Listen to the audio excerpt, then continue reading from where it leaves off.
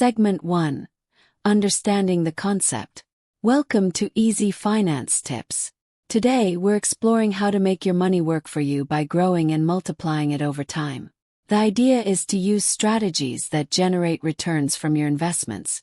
Key methods include investing in stocks, bonds, or real estate, leveraging compound interest to boost your savings, and automating your savings to consistently build wealth. By applying these strategies, you set yourself up for financial growth. Segment 2. Practical steps to implement. To put these concepts into action, start by creating a budget to see how much you can invest. Research investment options that fit your goals like index funds or ETFs.